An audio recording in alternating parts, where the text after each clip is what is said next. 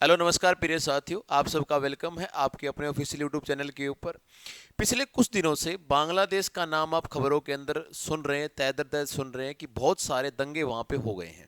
मेरे पीछे जो आप फोटो देख रहे हैं, ये वहां की एक्स जो प्रधानमंत्री थी शेख हसीना जी, उनका फोटो आप मेरे पीछे देख पा रहे हैं। ये देश को छोड़ के चली गई हैं। बांग्लादेश के अंदर भारी संख्या के अंदर दंगे फैल गए हैं। और इन सब के पीछे क्या क्या रीजंस हुए हैं, क्या क्या कारण हैं, क्यों आर्मी ने वहां का तख्ता पलट किया है, इस सारी चीजों को हम इस वीडियो के अंदर देखेंगे। आप सबको पता है कि 1971 के अंदर 1971 के अंदर बांग्लादेश एक इंडिपेंडेंट कंट्री बन के सामने आया था, जिसको पाकिस्तान से अलग किया गया था। इससे एक देश बहुत नाराज था, जिस देश का नाम था यूएसए। अमेरिका इस चीज से बिल्कुल नाखुश था कि बांग्लादेश को एक अलग कंट्री बनाया गया। ऑब्वियसली पाकिस्तान बिल्कुल खुश नहीं था। वो दिल्ली से एस्केप भी मांग रहे थे, जो कि नहीं दिया गया। बांग्लादेश को एक अलग कंट्री बनाया जाता है, और हमेशा से ही बांग्लादेश इंडिया का एक वेरी फ्रेंडली कंट्री जो है वो माना गया है। शेख मुजीबर रहमान जो कि फाउंडर माने जाते हैं बांग्लादेश के, और जिनको बंगबंधु की उपाधि प्राप्त है। जिस प्रकार से इंडिया के अंदर हम महात्मा गांधी जी को मानते हैं या दर्जा देते हैं, इसी प्रकार से शेख मुजीबर रहमान को बांग्लादेश के लोग मानते हैं। उनका सारा परिवार, और ये पहला तख्ता पलट नहीं है बांग्लादेश के अंदर। आर्मी ने इससे पहले भी तख्ता पलट किया बांग्लादेश के अंदर। अब भी आर्मी का वॉकआउट तख्ता पलट हुआ है। इनको देश छोड़ के जाना पड़ा है। अभी लंदन शहर के अंदर ये गई हैं, इंग्लैंड के अंदर ये गई हैं। जब शेख मुजीबर रहमान की हत्या हुई थी, तब भी सेम काम हुआ था। एक एक उससे पहले तख्ता पलट हुआ, जिसके अंदर उनके सारे परिवार को मार दिया गया। सिर्फ दो बहनें यहाँ पे बची थी, शेख रहीना और शेख हसीना। जो कि शेख हसीना आज के दिन अवाम पार्टी, जो कि मुस्लिम लीग का एक सेकंड पार्ट बन के सामने आया था 1949 के अंदर। बंगाल अवाम लीग की संस्थापक जो अभी शेख हसीना है, वो इस पार्टी की अध्यक्ष थी। तो क्यों बांग्लादेश के अंदर इतने बड़े लेवल के ऊपर ये दंगे हुए, क्या क्या क्या इनके पीछे रीजन रहा है, इस सारी चीज को हम देखते हैं। देखो, इस बात को सबको पता है कि जो शेख हसीना है, वो देश छोड़ के निकल चुकी हैं। वो वहाँ से जा चुकी हैं। जाने से पहले आर्मी ने उनको एक पूरा 45 मिनट का एक पूरा वार्निंग पीरियड दिया है, निकलने का समय दिया है। सामान वगैरह जो भी वहाँ से वो लेके गई हैं, इस चीज़ के बारे में आर्मी ने Sheikh Hasina quits army काउप अमॉइड massive protest, बहुत सारे दंगा फसाद हुआ, और आर्मी ने कहा है कि आप देश छोड़ के चला जाइए, आपके लिए ये खतरा हो सकता है, आपकी जान को खतरा है। और वो देश छोड़ के यहाँ से चली गई है। इसके बाद अगर बात की जाए बांग्लादेश, जो कि लोकेशन वाइज इंडिया के लिए बहुत इंपॉर्टेंट है। देखो, इसमें कारण बहुत सारे बताए जा रहे हैं। इंटरनेशनल डिस्प्यूट बताया जा रहा है। जो रीजन सामने दिख रहा है वो कम है, जो नहीं दिख रहा है वो ज़्यादा है। जो सामने दिख रहा है उस रीजन की भी बात करेंगे, जो नहीं दिख रहा है उसकी भी बात करेंगे। मेरे पीछे जो पिक्चर आप देख पा रहे हैं, ये एक बांग्लादेश का 3D एनिमेटेड पिक्चर है, जो कि इंडिया के बहुत काम के लिए आ रहा है। साथ में लगता हुआ म्यांमार। एक्चुअल में एक स्टोरी ये भी है कि यूएस चाह रहा था कि म्यांमार और बांग्लादेश के कुछ हिस्से को बांग्लादेश यूएस आर्मी को दे, जहां पे वो अपना आर्मी बेस बनाए।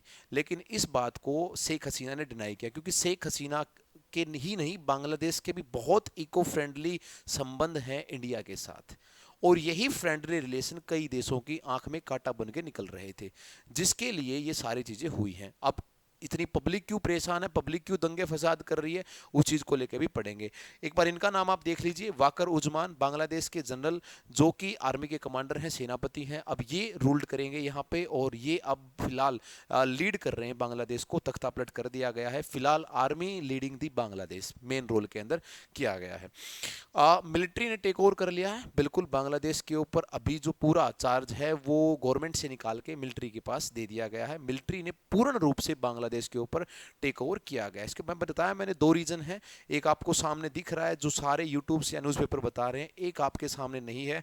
कहीं ना कहीं यूएस और पाकिस्तान इसके अंदर सम्मिलित है। यूएस अपना आर्मी बेस यहाँ पे बनाना चाह रहा था, उसके लिए बांग्लादेश ने इनको डिनाई किया। ठीक है, देखो क्या है, म्यांमार और बर्मा के बीच में ये वाली जो लोकेशन नजर आ रही है, जो जिसके अंदर कुछ हिस्सा बांग्लादेश का भी है, ये लोकेशन दोनों हिसाब से बहुत इंपॉर्टेंट है। बिजनेस हिसाब से बात की जाए, यहाँ पे पोर्ट वगैरह बनाई जाए, और अमेरिका चाह रहा था कि उसका आर्मी बेस यहाँ पे बिल्ड किया जाए, उसकी आर्मी को यहाँ के लिए जगह दी जाए। इस चीज़ के लिए बांग्लादेश के ऊपर बहुत दिन से इसके ऊपर प्रेशर आया हुआ था। और ये खबर लगभग 6-7 महीने की है। जनवरी वीक की महीने का अगर आप हिंदू का अखबार पढ़ेंगे, तो आपके ऊपर साफ लिखा मिलेगा कि यूएस की ने बात की है बांग्लादेश से अपनी आर्मी बेस को बनाने के लिए।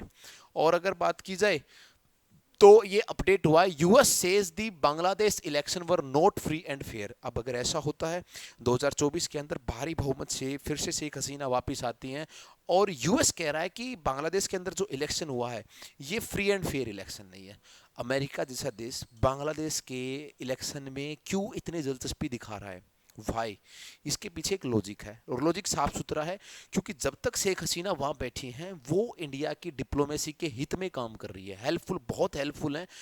इंडिया और बांग्लादेश की बात की जाए तो मैत्री, हमने एक जो है ना अपनी स्कीम्स इनके साथ चला रखी हैं, ट्रेन का आना जाना है, बिजली हमने इन लोगों ने दी है, फरक्का डैम है जो कि इंडिया और बांग्लादेश दोनों सम्मिलित रूप से एक साथ करते हैं। ये सारी चीज़ें ऐसी हैं जो कि दिखाती हैं कि इंडिया और बांग्लादेश के बहुत अच्छे रिलेशन है, कोई भी बॉर्डर डिस्प्यूट नहीं है। लगभग 76 जो गाँवों का हमने आदान प्रदान किया था अपने डिस्प्यूट मिटाने के लिए, वो भी बिल्कुल ईजिली वहाँ पे किया गया था। लेकिन अगेन वही दिक्कत आ रही है, इसका एक और जो है ना कारण बताया जा रहा है, बांग्लादेश की शेख हसीना, ये हम देख चुके हैं। कारण क्या बताया जा रहा है कि वो लोग जिन्होंने बांग्लादेश को फ्रीड कराने में, आज़ाद कराने में बांग्लादेश के अंदर अहम भूमिका निभाई थी, जिनको बोला गया फ्रीडम फाइटर्स, उनके लिए 1971 से 2024 तक एक स्कीम लॉन्च की गई थी और उस स्कीम के अंदर 30% अगर 100 नौकरियां निकली तो 30 नौकरियां इन लोगों को दी जाएंगी या इनके डिपेंडेंट को दी जाएंगी, इनके परिवार में ही किसी को दी जाएंगी। इसको बोला गया रिजर्वेशन यानी कि कोटा, और इससे पब्लिक नाखुश थी। पहले भी इस चीज को लेकर 2018 के अंदर राइट्स हो चुके हैं, दंगे हो चुके हैं, 2024 में ये भारी डिमांड थी जहां पे बोला गया था कि हम इन रिजर्वेशन को कैंसिल कर देंगे। लोग नाखुश थे, बहुत भारी नाखुश थे, क्योंकि 30% एक बहुत बड़ा डाटा आता है।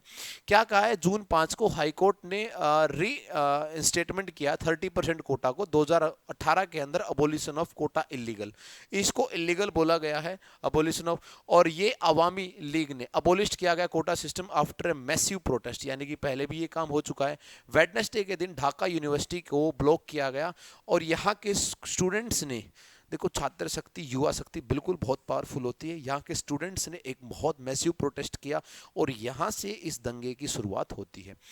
30% कोटा उन लोगों को दिया गया जिन्होंने 1971 में फ्रीडम फाइटर का काम किया था, जो कि एक बहुत बड़ा नंबर आ रहा है। अगर आप पूरे बांग्लादेश के कोटा सिस्टम को देखोगे तो भी आ रहा है। तो ये पूरा बांग्लादेश चाह रहा था कि जो कोटा सिस्टम, जो रिजर्वेशन सिस्टम अभी आया है बांग्लादेश के अंदर, इसको हटाया जाए, ये इसको लागू ना होने दिया जाए। तो दंगे इस वजह से बांग्लादेश के अंदर भड़के हैं वहां पे। अगर आप बांग्लादेश का कोटा सिस्टम देखेंगे तो वो भी आपको लगेगा, देखो ये है 44% मेरिट बेस पे आएंगे, 5% माइनॉरिटीज के लिए, 10% वुमेन के लिए, ठीक है, बैकवर्ड के लिए। अगर मैं इन सब की बात करता हूं तो 25% इनका कोटा आ रहा है, 25% मिलके, यानी कि इस देश का एक बहुत बड़ा भाग ऐसा है जो कि काफ़ी सक्षम नहीं है, लेकिन उन सबको मिलके, जहाँ पे सोशल बैकवर्ड भी आ रहे हैं, जहाँ पे एससीज आ रहे हैं, जहाँ पे बैकवर्ड क्लास आ रही हैं, जहाँ पे वुमेन्स आ रही हैं, उन सबको मिलके 25% का कोटा है। और फ्रीडम फाइटर के चिल्ड्रन और ग्रैंड चिल्ड्रंस को 30% का कोटा है। कहीं ना कहीं सबसे बड़ी दिक्कत बांग्लादेश के लिए नौकरियों में यही थी। दूसरा बड़ा कारण भी है जो इंडिया के साथ है, ये इसलिए कह रहा हूं मैं क्योंकि अगर आप इंडिया का एम्प्लॉयमेंट रेट देखते हो तो बांग्लादेश से खराब है। दूसरा बड़ा कारण यह कि बांग्लादेश में पिछले 5 से 6 सालों के अंदर इतनी जॉब्स क्रिएट नहीं हुई है, या इतना जो रोजगार डेवलपमेंट जो होना चाहिए था वो नहीं हुआ, जिससे लोग परेशान हैं। अब कुछ तो पहले ही नौकरी नहीं आ रही है और कुछ आ रही हैं, उनमें से 30% किनकी आ रही हैं, जो फ्रीडम फाइटर के चिल्ड्रंस हैं या उनकी जो डिपेंडेंट हैं उनकी ये आने लग रही हैं। तो इस वजह से पूरे बांग्लादेश के अंदर एक मैसिव क्राउड आई और इसने सारी चीज़ों को देख लिया। हमने दोनों पक्षों को जानने की कोशिश की है कि क्यों बांग्लादेश के अंदर ऐसा हुआ है। फिलहाल शेख हसीना बांग्लादेश छोड़ चुकी हैं, वो इंडिया से होते हुए और लंदन शहर में जा चुकी हैं और फिलहाल पूरी आर्मी का डोमिनेंट बांग्लादेश के ऊपर चलने लग रहा है। आप देख रहे होंगे बार बार कंटिन्यूसली न्यूज़ के अंदर ये सारी चीज़ें आने लग रही हैं।